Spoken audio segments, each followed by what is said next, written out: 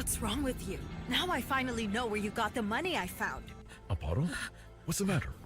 What's the matter? What is it? Rosa! Rosa! But what's wrong? What happened to her? We don't know, son. Look here. If anything happens to Mom, it'll be your fault, Isabel. Do you understand? If anything happens to her, It's quite hard for me to believe what you're saying. I don't know. There's probably some mistake. Isabel? Wildlands. Kuletewa na mtu. Hiyo mtu ni nani alikuletea hiyo makali kukata? Hiyo kali kukatakatwa? Ni wewe. Kama mimi na ngoja customer alete gari. Unakuia na sisi hapana watu ya kuharibu. Ndio nakuuliza unakuia nani mkali? Sasa si hiyo kali tulikuwa tunauza nini? 1.2. Uko shua? Sasa na ulikuwa umekataa, ulikuwa na. Anasema wanausanga. Kwa hivyo mlikuwa mkiuza. Ilikuwa 150. Kama sijui kuendesha kali, driving natoa wapi? Unajua. Sijui kuendesha kali my friend. Kitu ambaye najua kuendesha saiti ni basikili. Ukiona huyo nywele akona lakini akili. Na wewe sasa hauna nywele, kwa hivyo huna akili. Wewe mwenyewe hauna nywele. Kwa hivyo hana akili. Hauna akili hata wewe. I never heard the music so sweet. I repeat. Wagwan, me brethren, big things are going. Remember, each and every Monday we have to share down the place with nothing but the best of smooth way the vibes in your favorite station. You know these things, man. Alafu kila Tuesday, kata simu tupo side giving you Kenyan music from the 254. And of course, you can spice up your Wednesday by enjoying blazing hot hip-hop and R&B jams. We don't got no label. She say she want bottles. Vibes and vibes as we go all across Africa, Kenya, Nigeria, Ghana, all the way to Tanzania to give you nothing but the best on Afro Thursday. Make sure you make a date with us each and every single Friday with me, DJ_Liza Diva, DJ Cold, and me, Wanjiko. This is Club One Extra.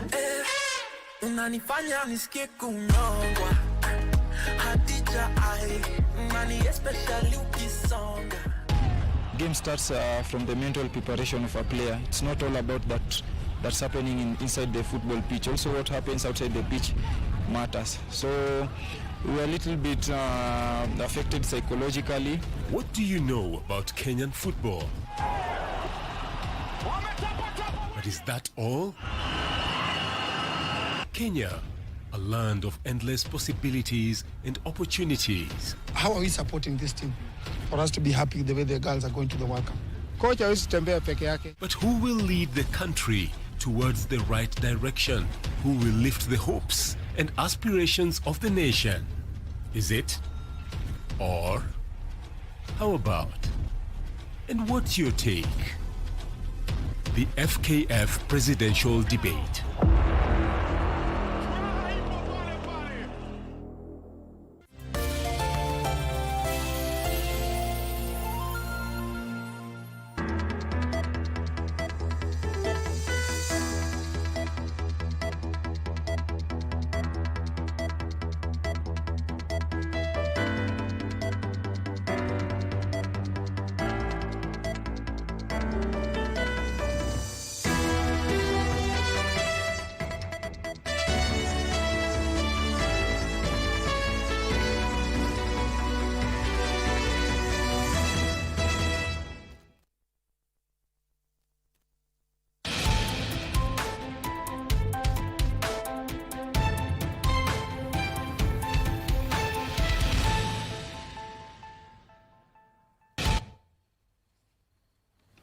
Good afternoon. Welcome to Lunchtime News. We have the latest news update here at Lunchtime News. My name is Jackie Wambiru and our sign language interpreter is Lensa Odingo. Well, to kick us off this afternoon, we kick off with an education report where Form 4 candidates across the country started writing the Kenya Certificate of Secondary Education examination on Monday, beginning with English Paper 1 before tackling chemistry in the afternoon. With a record 965,501 students registered for the exam compared to 903,138 in 2023. The government has sought to assure the country that requisite security and administrative measures have been put in place for a smooth running of the national examination. Joseph Okongo has the report of day one of the examination. The long-awaited 2024 Kenya Certificate of Secondary Education Examination, KCSE, kicked off across the country Monday. These 491 students at Moi Girls School in Kibera, Nairobi County, comprising the over 960,000 candidates expected to sit for the exam in various exam centers countrywide. Speaking during the launch of the exam at the Kibera DCC Distribution Center in Nairobi, Education Cabinet Secretary Julius Ogamba said as part of measures to curb exam cheating, no officials will be allowed to have a mobile phone in the centers during the ongoing exercise. The phones shall be in a lockable desk outside the examination rooms, and the supervisor will be the custodian of the key. The phones include those of the center managers, the supervisors, the invigilators, the deputy center managers, and any other person within the examination area and its precincts. His sentiments were echoed by Principal Secretary for Basic Education Belio Kipsang while overseeing the distribution of KCSE examination papers at the Mvita Center in Mombasa County. We have our colleagues from the police to provide the necessary security. We have our teachers to make sure that professional practice is maintained. We have our officers in the field to ensure that they support the teacher. So this year we are looking forward to a smooth run examination. But in the unlikely event that something happens and it touches on our teachers, of course, the criminal aspect will take its place. But as professionals, the Code of Regulation for Teachers takes effect. Elsewhere, Interior Principal Secretary Raymond Molo, while opening the KCSE examination containers at the Deputy County Commissioner's office in Kikuyu, noted that no security incident has been reported as the exam begins. So as we go through this exercise, you can always count on our support. And from the security sector, I'm happy to note that so far we have not had any major security incident to be worried about. And we expect that this is going to be the situation throughout the rest of the coming days. Joseph Ohungu for Lunchtime News. Still on education matters, one Kenya Certificate of Secondary Education candidate from Kamaro High School in Tigania, West Meru County died last night from undisclosed illness, while two others who delivered yesterday will be forced to sit their examination in Meru Level 5 Hospital. More of these in the KCSE examination roundup. Secondary education examination kicks off today. A candidate from Kamaru High School in Tigania West, Meru County, passed on last evening. Confirming the incident, Meru County Commissioner Jacob Ouma noted that autopsy is yet to be done to ascertain the cause of death. At the same time, the administrator revealed that two other candidates are admitted at the Meru Level 5 Hospital after giving birth on Sunday. Najua taarifa hizi zitazidi kubadilika kwa sababu labda wameongezeka, na sisi tutaendelea kuwajulisha kadri tunavyopata taarifa. Elsewhere, the government has put on standby 6 choppers to help in ferrying the Kenya Certificate of Secondary Education examination in far-flung and border areas of the northeastern region. These even as Mandera County Director of Education Mohammed Sheikh issued stern warning to teachers, examination managers and students against engaging in any form of examination malpractice, noting that if found, the culprit will face potential legal action. Will be jailed automatically and sentenced for 7 years. We have already warned all the principals and the supervisors and vigilators, so I believe everything will go smoothly the way it is expected. Usually sometimes maybe the roads may be a challenge, but there is no rain, so we expect that the exam is going to go on well without any challenge. Meanwhile, Migori County Commissioner Mutua Kisilu has expressed confidence of the measures made in curbing incidences of examination malpractices. Mtihani wa mwaka huu una tofauti kubwa kwa sababu mpaka karatasi imeandikwa jina la mwanafunzi. Kwa hivyo tunatarajia kwamba tutakuwa na visa vichache sana. At the same time, Busia Education County Director James Ekalio assured that there will be no room for exam malpractice due to the stringent measures being put in place. The candidates who get into the exam room are the ones who have been registered. Number 2, we have trained our supervisors and invigilators on how to man the exam starting the first paper that's done in the morning and the afternoon paper throughout the examination period.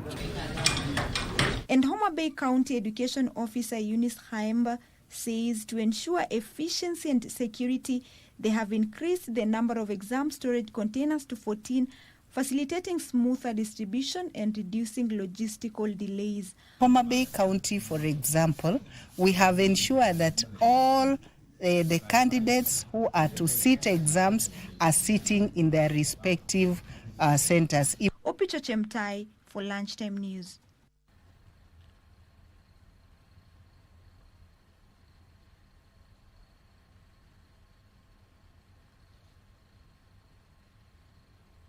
And in other news, more than 200 children offices in Lunga Lunga area in Kwale County are set to benefit from a program that will see them receive bicycles to ease their movement and access in their areas of work. Speaking during the presentation of the bicycles to the officers, the county director of the Children's Department, Zephania Apoku, highlighted the importance of the initiative in reaching abused children in the area.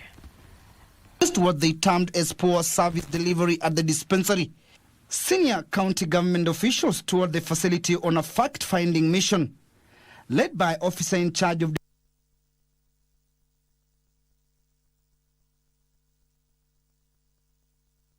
So what they required is some form of transportation, some form of means to move from home to support all these vulnerable children. Inamaanisha watakuwa na uwezo wa kuenda sehemu ambazo wangesafiri kwa miguu. Na tunatarajia kwamba ripoti za kesi dhuluma za watoto na vile tusitarajie tu report, kwa maana wakienda hivyo kuna vile pia wanapeana ushauri, kuna sehemu pia wanasaidia kurekebisha na jambo muhimu ni hiyo kuripoti zile kesi za dhuluma kwa watoto zinafanyika katika mashinani.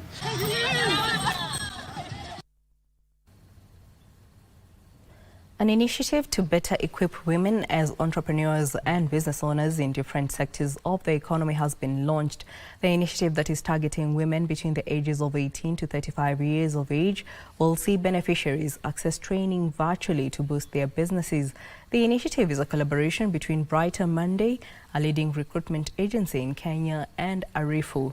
The hashtag for Women Empowerment Initiative is Be a Boss Lady.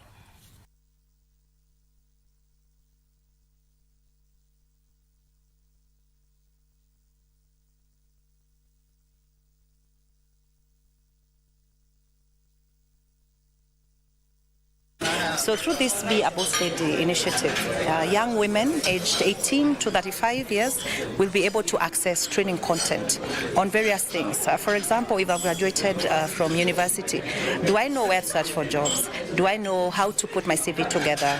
Do I know how to act in an interview? But also, very importantly, once I get that job, do I know what to expect at the workplace? I'd like to urge the young women, with everything global going digital, this is an opportunity to actually gain skills without paying any school fees. Yes, you just have content you can choose from. Let's get out there and listen to the unique challenges and opportunities presented by women, as well as from the employers that are out there who want to seek women to be able to pick up roles within their organizations, and see what we can put together to be able to address that and help everyone get access to work. Prime Cabinet Secretary and Cabinet Secretary for Foreign Affairs and Diaspora Affairs, Musalia Mudavadi, has underscored the critical role of the newly developed guidelines in enhancing antenatal care. Mudavadi said the guidelines will help in reducing maternal and neonatal morbidity and mortality rates in the country.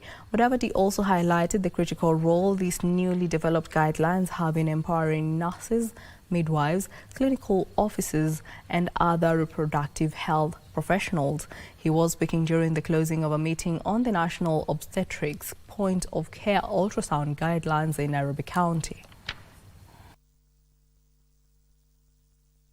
Achieving our goals for newborn and maternal health requires innovations. Access to essential care like ultrasound is crucial but often limited. There's limited equipment, trained staff, and costs are again a major barrier. We at the ministry recognize this challenge. The point of care ultrasound offers a powerful solution. Point of care ultrasound allows for early intervention and timely referral, improving both maternal and fetal outcomes. It is refreshing to note that these guidelines were developed through the collaboration between the government and key stakeholders represented here, funding from the Bill and Melinda Gates Foundation, enabled Ushiriki Wema to lead a high-level and technical advocacy working closely with the International Center for Reproductive Health.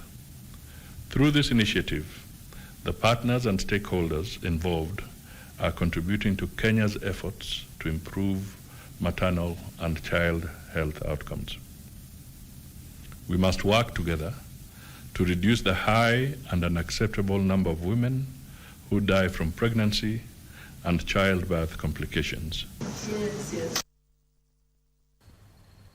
And away from health matters, the Ministry of Interior has rolled out a program to set up cybercrime desks in all police stations in the country and also equip all officers from the National Police Service with skills to deal with the rising menace. Speaking during an Information Systems Audit and Control Association conference on risk and compliance, Dr. David Njoger, head of cybersecurity at the National Computer and Science Commission, said the Computer Misuse and Cyber Act will help curb increased cases of cyber crimes and misuse.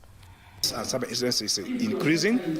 This is due to the increased awareness that we've done to the citizens, as well as the multiple reporting channels that we've created. It is now easy to report these incidents via email, via SMS, via online portals, and even through the police stations. And we look forward to better reporting, especially through police stations when the cyber police desks are created in accordance with the regulations. Cyber incidents are rising and are continuing to become more sophisticated. As member bodies and as technology professionals, we also have to educate ourselves in terms of how to deal with those threats. And we offer a lot of material, we offer a lot of simulations to be able to deal with these real-life threats for this organization.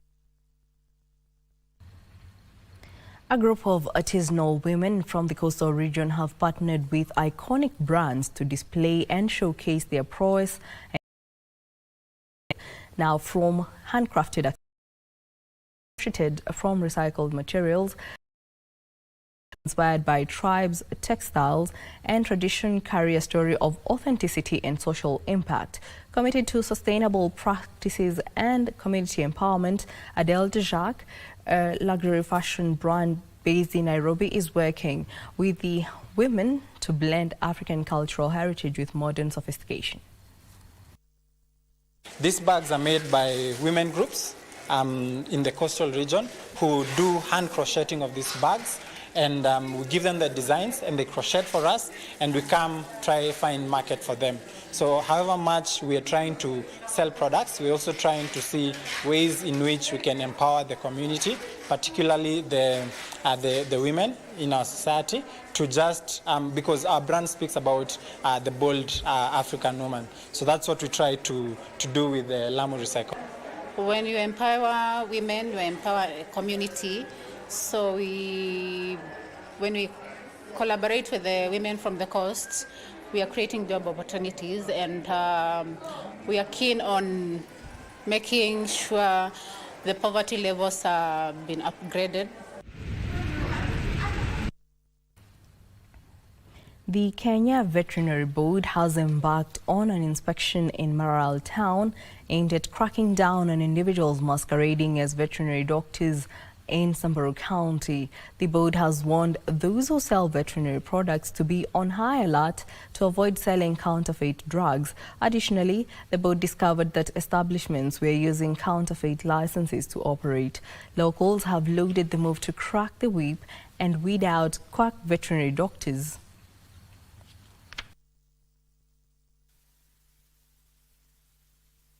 Wametuletea, tumeweza kujua mawili matatu ambayo tulikuwa tunafahamu. Kuja kwao kutasaidia juu tutaweza kupatia kama ni wafugaji wenye wako hii maeneo mawaidha yenye manufaa kwao kulingana na vile mifugo wanastahili kulindwa. Ukaguzi wetu tunaongeza pia na kuwafunza na kuwasaidia kufikia ule ulingo wa kucomply, ile ya kuwa na hiyo cheti zote, wakuwe na cheti ya Kenya Veterinary Board, wakuwe na cheti ya Veterinary Medicines Directorate, na waweze kuwa wamefanya vizuri kwa kuweka dawa, ili hakuna dawa yoyote ambayo itauziwa mkulima ile ya kudunga wanyama. Hiyo haiwezekani, nafaa kupitia kwa daktari, ambayo hiyo ndio kitu sasa tuwaifanya kwa leo. Residents of Faza and Kiunga Islands in Lamu County have been urged to abandon traditional practices that have long held back women from participating in the region's lucrative fishing industry. Local advocates argue that the practices not only limit women's economic potential but also hinder the overall development of the community.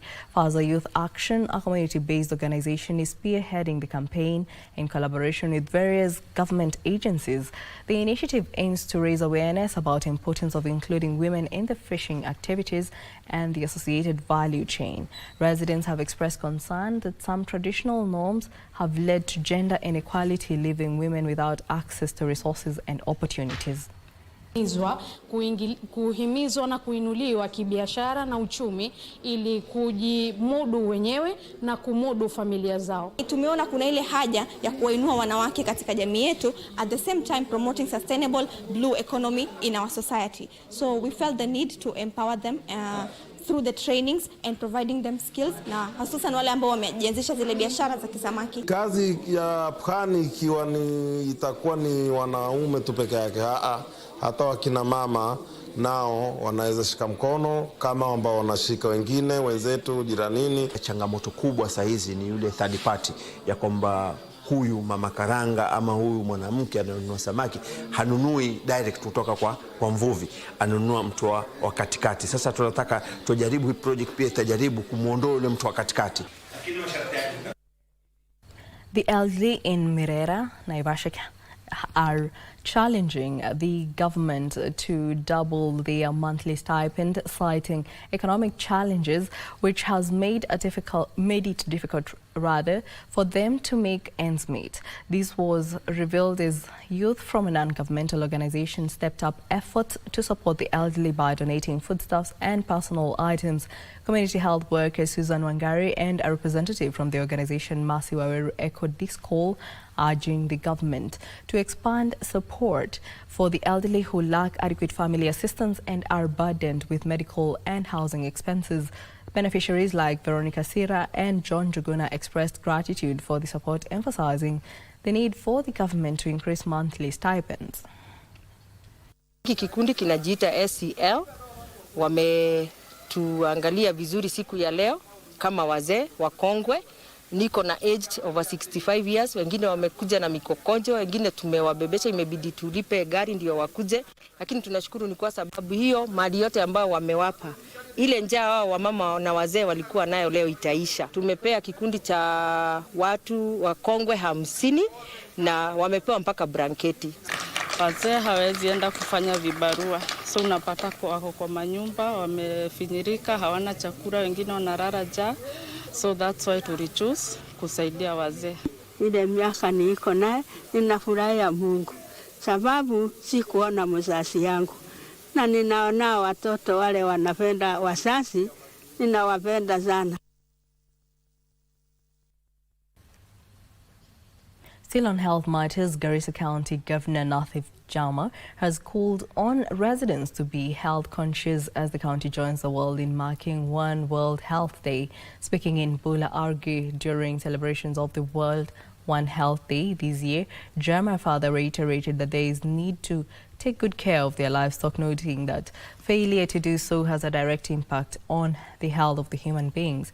Now, according to the World Health Organization, One Health is an integrated, unifying approach that aims to sustainably balance and optimize the health of the people, animals, and ecosystems.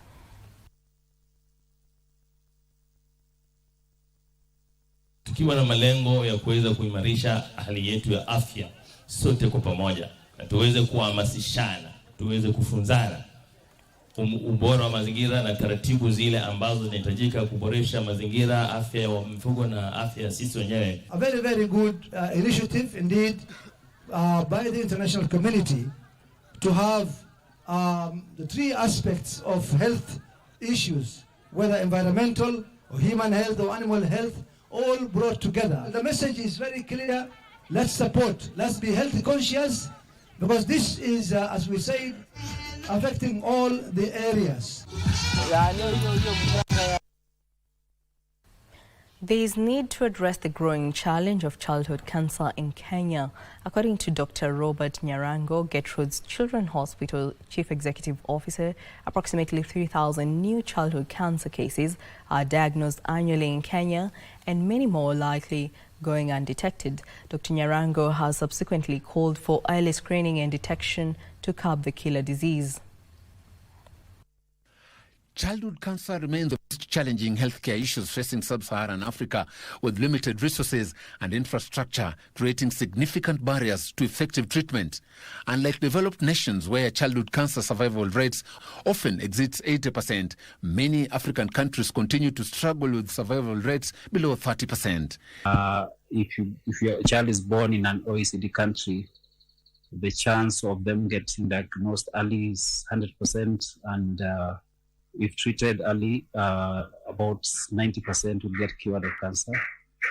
Most pediatric cancers are curable, and what you want to do as Gertrude's Hospital is to put together a process to do early diagnosis, treatment, and achieve as high as possible at good treatment outcomes.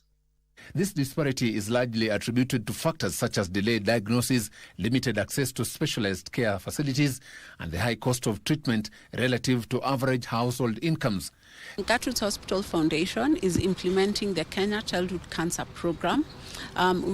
We established this program in 2019, and we're happy that in 2024 the program is still going strong. In the past 1 year, we've been able to treat 89 children with cancer, and we've diagnosed many more children with cancer. We've collaborated with various public hospitals in all the 47 counties, where we're able to help them test for cancer. They're able to send samples to us, and we're able to do the definitive test for them, because some of these tests are very expensive and families cannot afford, and the tests are also not widely available in the country.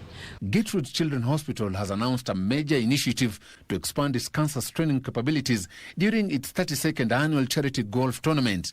Through partnership with international organizations and local stakeholders, many of these hospitals are working to establish comprehensive cancer care programs. Kilifi County Government has dismissed claims that several health facilities in the county are experiencing shortage of drugs. Speaking at Palakumi Dispensary during the fact-finding mission, the officer in charge of dispensaries in Kilifi County, Edward Mumba, revealed that at least 142 facilities across the county received regular supply of medicine, and that they are closely monitoring all health facilities across the county to ascertain service delivery to the people.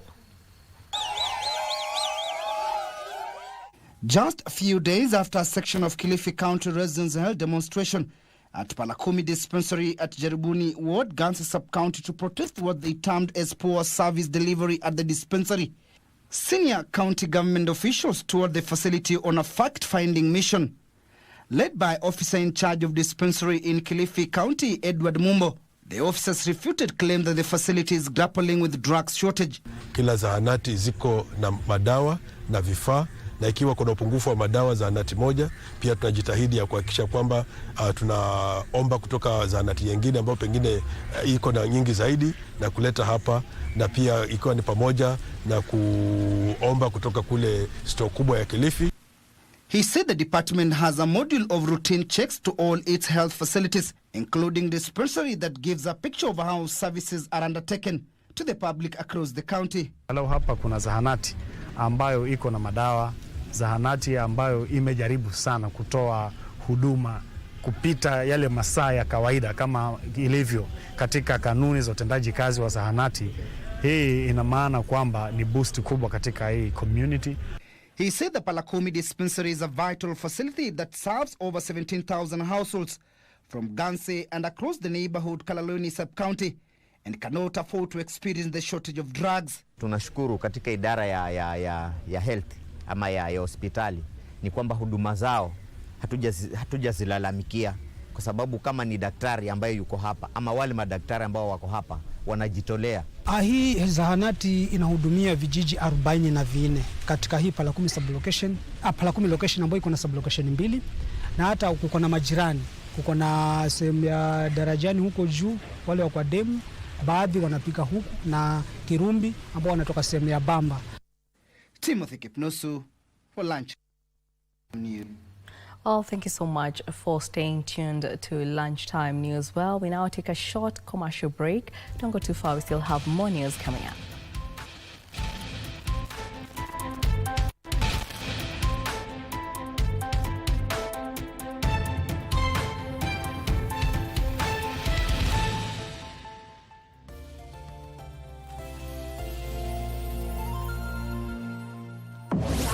This festive, it's time to go big, go loud, and go make it merry with GoTV. Make it go! From match days and movie days to local stories, big little adventures, really, and all-round festive vibes. GoTV brings the joy anytime, anywhere. So don't just celebrate, make it merry. Get festive with GoTV.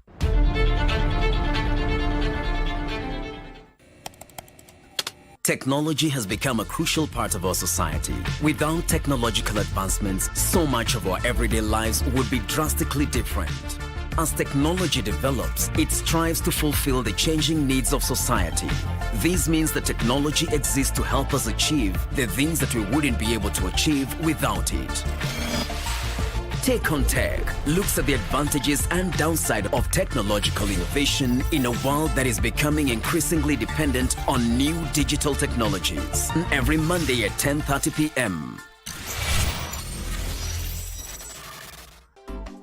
Nini? Kwani nini? Kama wewe hujui nini mimi nitajuaje? Ni wewe umekuja nacho, niambie ni kitu gani?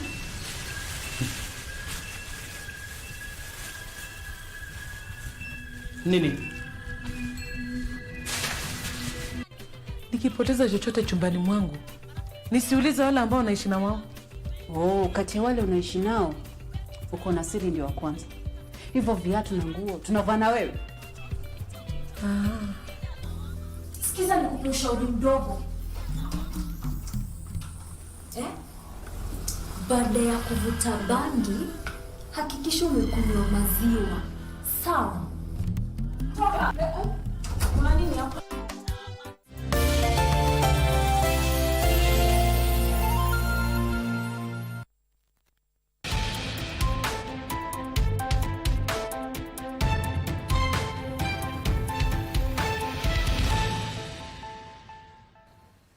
Welcome back. This is Lunchtime News.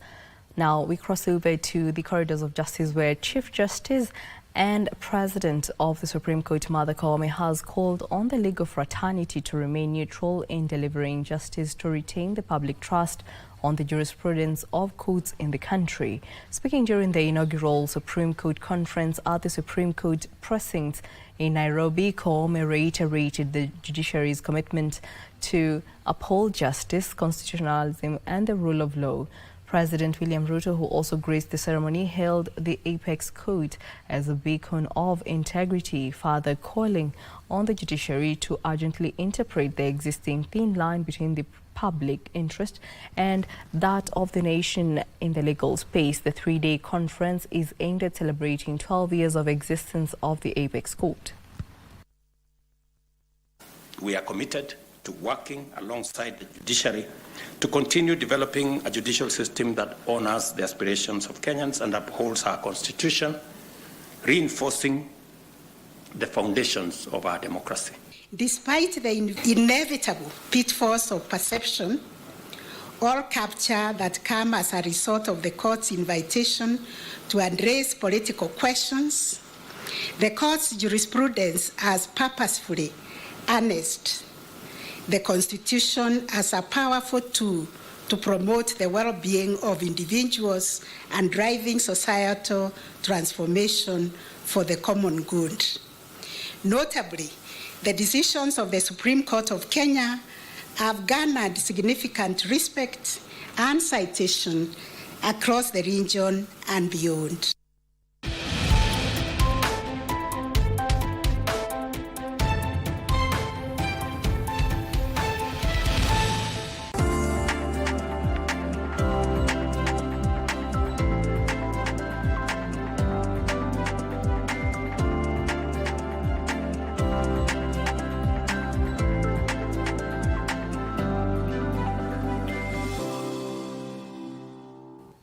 Now let's talk business.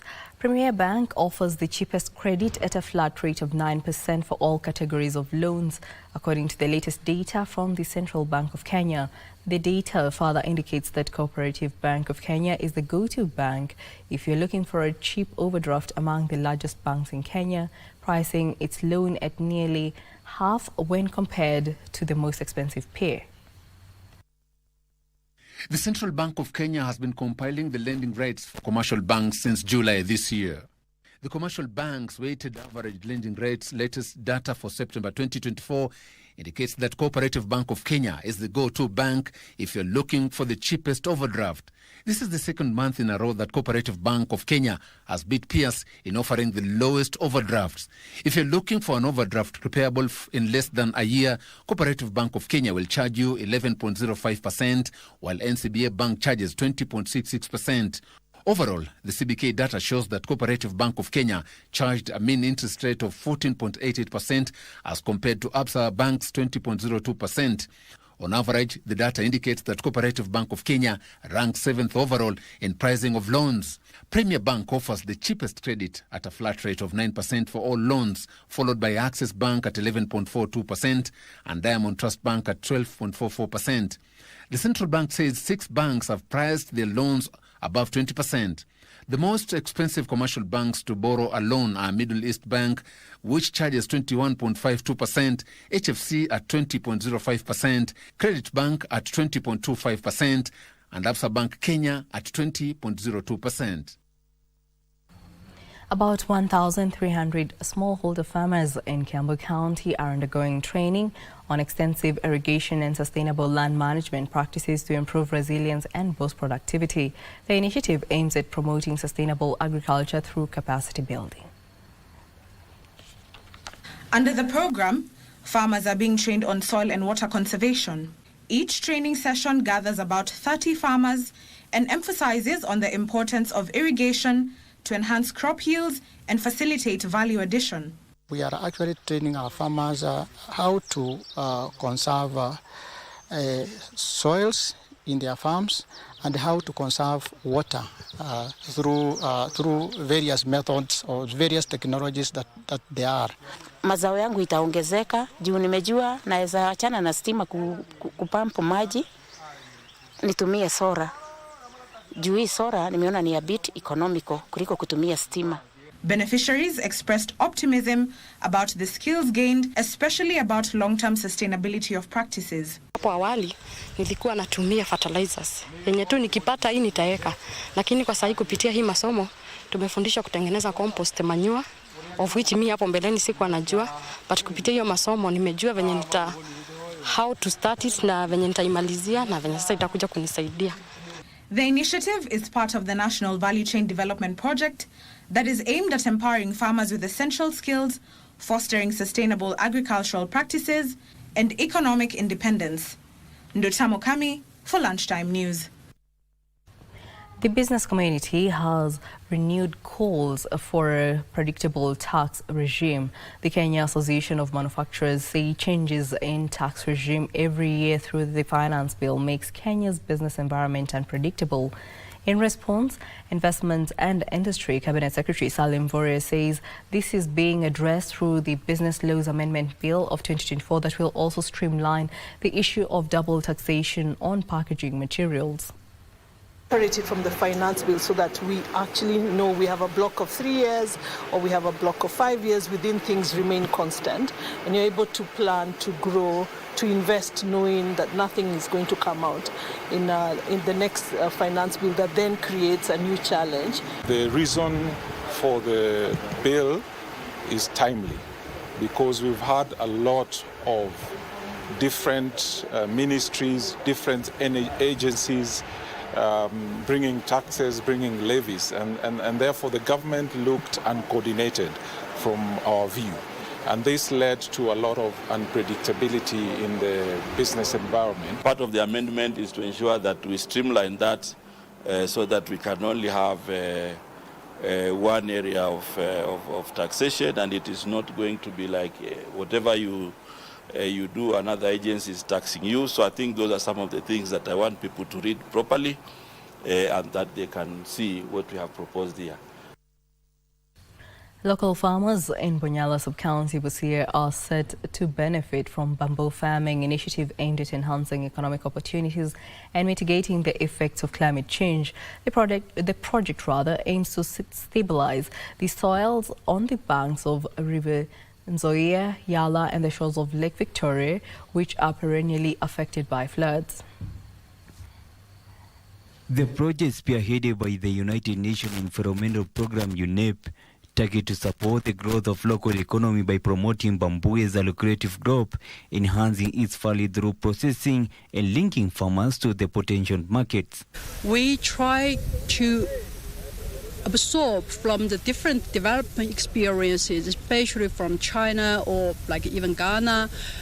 They have used a lot of different natural ways of adapt to the climate change, restore the ecosystem, make the ecosystem services really supporting what the community need.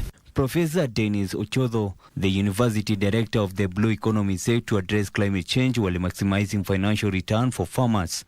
The university is building partnerships with these communities, and through these partnerships, definitely they are going to derive products. We are bringing in partners who are going to contribute to the implementation of this program. Local farmers have expressed optimism that the initiative will allow them farm effectively along riverbanks and lakeshore while reducing the impact of the floods. Tumekosa security. Security, as you see, the community, wengine wanaingia ndani wakikata, and then wanapokata tunapata kwamba wana mislead. But all in all, because stakeholders wameingia, sisi letu ni kusema kwamba tupeane the right directions. Stakeholders tusaidie mambo na marketing, and then serikali pia tusaidie mambo na security. With this initiative, the region anticipates not only enhancing environmental resilience, but also a boost in economic activities that will benefit communities long term. Felix Q for Lunchtime News.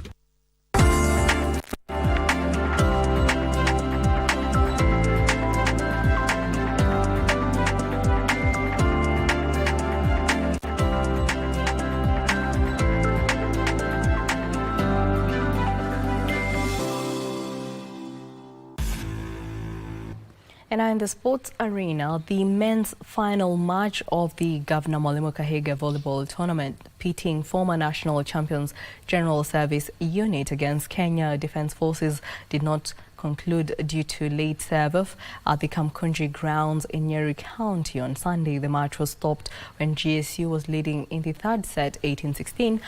After both sides had a 1-1 set ratio, GSU had bagged the first set 26 25-24, while KDF took the second set 25-23.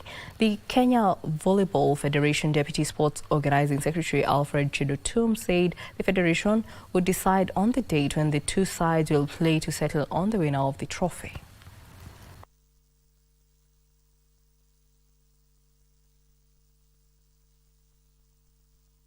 Now they've had a competition with hearing girls. It was good. 24-18, it is well. But the challenges in the future, or the competition in the future, it is better that they build their bodies, and they need to have an interpreter. North Korea clinched the 2024 FIFA Under-17 Women's World Cup victory after beating Spain 4-3 on penalties following a 1-1 draw in the final. Spain went in front at Felix Sanchez Olympic Stadium in the Dominican Republic with a goal from Celia Segura Rodriguez in the 61st minute, but North Korea leveled 3 minutes later with John Il Chong rounding goalkeeper Laia Lopez and slotting the ball home. With neither side breaking the deadlock afterward, the game went to a penalty shootout. The victory sealed North Korea's third World Cup title and capped off the country's successful run in this year's tournament, where they have won all games.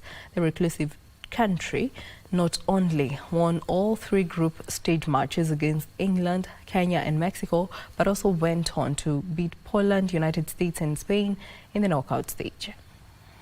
Comendador gets the cross in. Serato must be for Spain, and it is!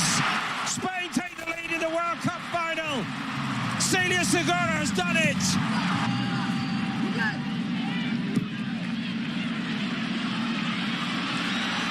Lopez can't reach it. They're back on level terms, Korea DPR. John Il Chong. Comendador on the way. She's going to get to this. Brilliant from Comendador. Serato. What a save that is by Park Ju-kyung. It's finished, and that means penalties.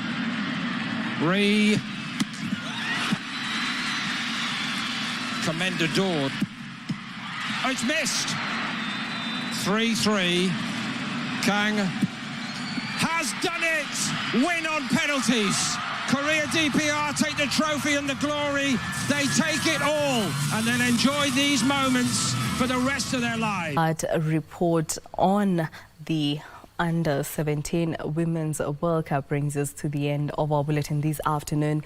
My name is Jackie Wambiru. Sign language interpreter is Lensa Odingo. And as we exit the stage, we leave you to My Culture segment, where we delve into the remarkable rites of passage that define the lives of the Ma community, an enduring people rich with tradition.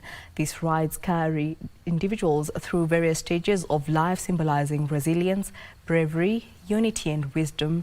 And we shall be now taking a look at the Ma community, where we witness how each rite is celebrated, preserved, and continues to shape the identity of this community, keen on preserving its traditions. Enjoy the rest of the afternoon.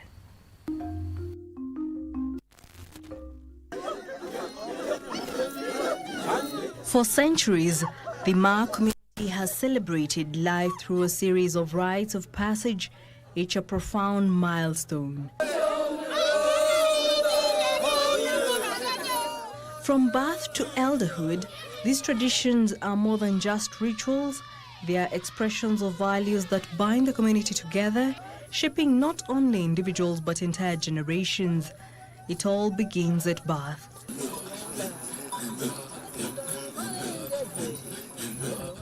The naming ceremony is held after parents and elders come together to choose an appropriate name that carries meaning and lineage. A child is not merely given a name. They inherit identity, purpose, and the history of those who came before them. As a child grows, another rite awaits, the circumcision ceremony marking the transition from childhood to adulthood. ambayo baada kwa maji aliletwa na wale ambao wametahiriwa wanaimbia wimbo ya kutahiri vijana. Kwa hivyo ni sifa, na pia hiyo nyimbo haikuwa na sifa, kazi wanaambia ni bure, ng'ombe yenu leo itapewanwa kwa kila mtu kwa sababu haina murani, wewe utatoroka, sijui nini na nini, mama yako atakuwa na aibu. Hiyo nyimbo ni aina hiyo, unaweka moyo kuonesha kwamba usitoroke hapo ni mbaya. Kwa hivyo aliimbiwa baba kwa nyumba. Alipofika kwa nyumba, ile maji ambayo alilete alioshwa na kichwa yake na akanyolewa. Baada ya kunyolewa alienda kutahiriwa ndani ya ng'ombe. Na anaenda kukalia ngozi ndani ya ng'ombe. Mbona tunatahiri vijana ndani ya ng'ombe? Hawa ni kuambua wewe jukumu lako ni kuchunga hiyo ng'ombe. It is an event that symbolizes courage and resilience, qualities valued deeply. Kutahiriwa, kijana sasa alikataa kuamka. Alikaa hapo chini na kuanza kuita baba yake, hakuja mpatie ng'ombe. Baada ya baba anaita mama. Baada ya mama ndugu ya baba. Kama yuko ndugu yake mkubwa anamuita pia huyo. Hakuja mpatie ng'ombe. Kwa hivyo anakaa pale kuita madada ya mama, mandugu ya baba, watoto ile kubwa ya ndugu ya baba. Kila mmoja anaitisha ng'ombe. Na aondoki? Na lazima mpatie ng'ombe. Na ile ng'ombe atapata ni yake. Kwa sababu alipata kwa njia ya damu. Na hapo ndio kijana kwetu anaanza kupata mali yake ya kwanza. Kuamka pale sasa analetwa kwa nyumba. Baada ya kuletwa kwa nyumba, sherehe inaanza. Ile kwa ni kutahiri, sasa ni sherehe ndio inaanza. Sherehe kabla ya kuanza, mzee anakalia kiti, kuna mafuta ya ng'ombe ambayo ile maziwa ambayo wamesheka na kutoa maziwa, lakini hiyo maziwa sasa, hiyo maziwa iko ndani, hiyo mafuta iko ndani ya hiyo maziwa. Unapakwa mzee kuanzia hapo right mpaka kidole ya mguu, na unapakwa mara 3 na wazee wanaomba. Hiyo ni maombi sasa inaanza. Baada hapo mama pia anapakwa, anakuja kukaa next to you, karibu yako, anapakwa pia. Baada ya hapo mzee anaondoka kwa kiti. Kina mama wanaingia kuimba sherehe sasa. Kwa sababu nyumba tayari imewekwa, ilikuwa miti mbili green. Jana ndio iliwekwa. Maana yake alama ya kwamba kesho kuna sherehe wapi?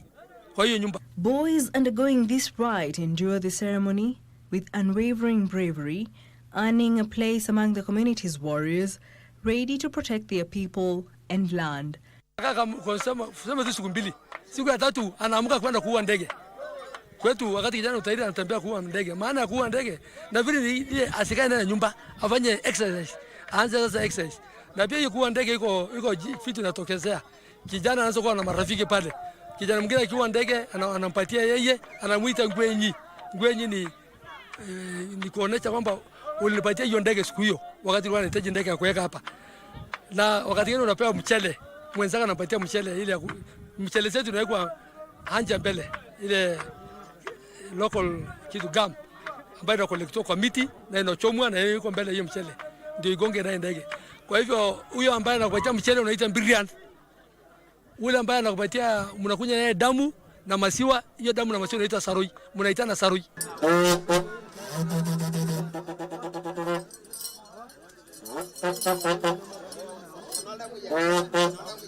Then comes the rite of passage to warriorhood, where young men progress from junior to senior warriors. Ni ya sherehe ya pili kwa irika, kwa ajili kuna sherehe ya kwanza tunafanyishanga hawa kabla kutahiri ndio waende kutahiri, ambaye ni kama hii tu wako na mabendera, na hii ni ya pili sasa ya kutoa hawa kwa moranism kwenda kwa age ya wase. In a grand ceremony, they shave their heads and join their elders in traditional dances. Wananyolewa wengine wote, wanakuwa wazee, alafu hii manyata sasa itakuwa imeishia hapo.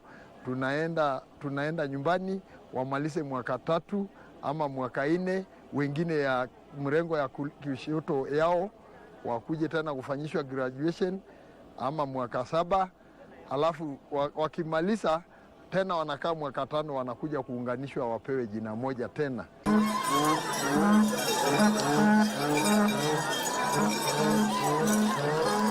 This is a time to celebrate their readiness to shoulder new responsibilities, a moment of unity, bravery, and community strength. At the end of this ceremony, I'll be involved in decision-making in the society. Unlike previously, my sentiments could not be considered, but right now, after this ceremony, I can say something to Council of Elders.